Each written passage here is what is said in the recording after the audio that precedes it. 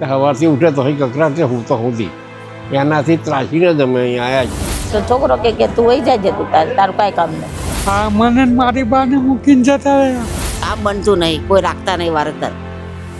આજના જમાનાના છોકરાઓ પોતાના જ મા બાપને સંભાળી શકતા નથી તો વિચારો આવનારી પેઢી શું શીખશે. તો મારે બીજું કોઈ છે નહીં.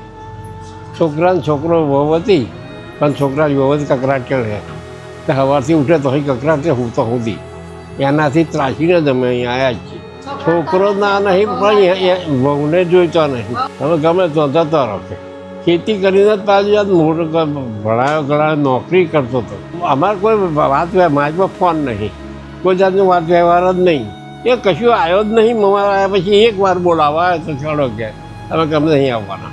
અમે એટલા ત્રાસી ગયેલા છીએ ને તે અમને બોલાવવા આવે જ નહીં. ભાઈ જણા બોલે જ વળ્યા હોય તો ઘરું દવાઈને શું કરવાનું. મને તો કોઈ નહીં મારી ઉપર હાથ ઉપાડ્યો, એમની પર બે ફેરા ઉપાડ્યો એટલે પછી આ કાલે મારી ઉપર એવું પડે.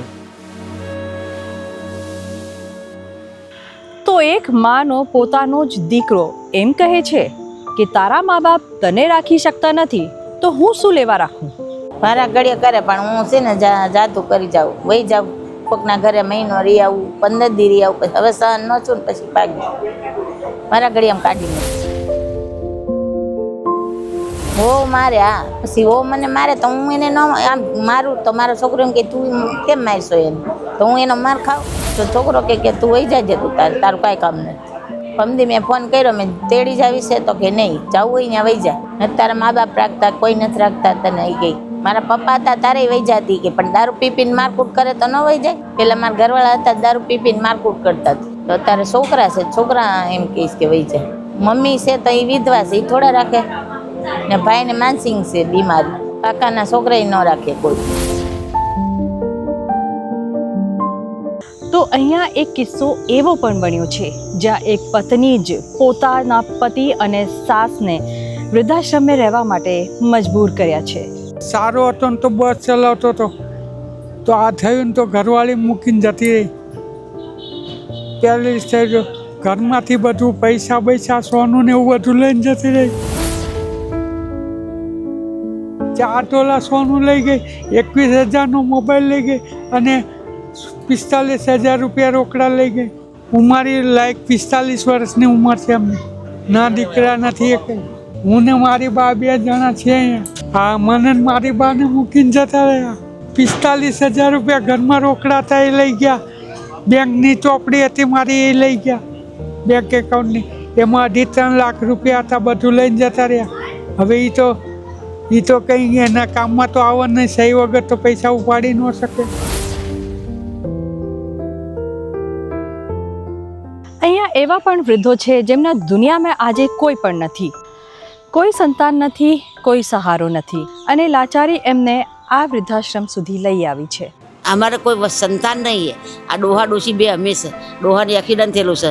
મારે 3 ઓપરેશન થાય, કોથળીનું કેન્સરનું ઓપરેશન કરેલું છે. મારે 3 ઓપરેશન થયેલા છે. કામ બનતું નહીં, કોઈ રાખતા નહીં વારતર.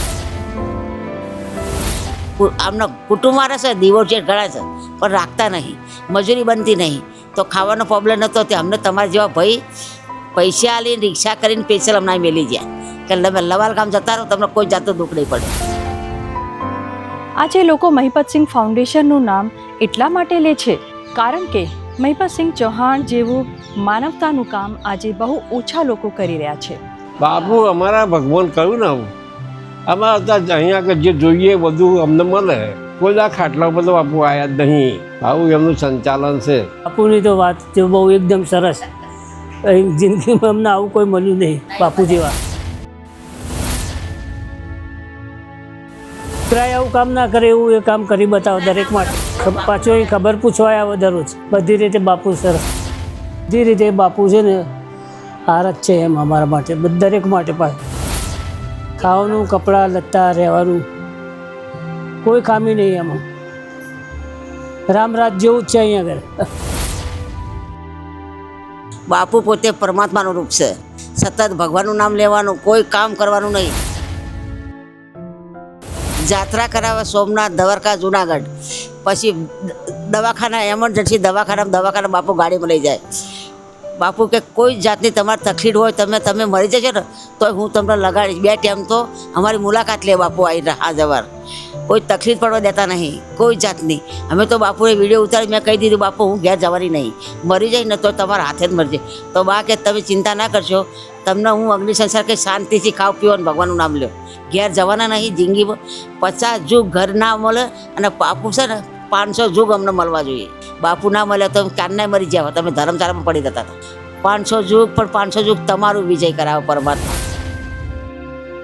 અહીં રહેતા વૃદ્ધોને માત્ર છત નથી મળી, પણ ફરી એકવાર જીવવાની આશા મળી છે. પ્રેમ, લાગણી અને પોતાનું હોવાનો અહેસાસ મળ્યો છે.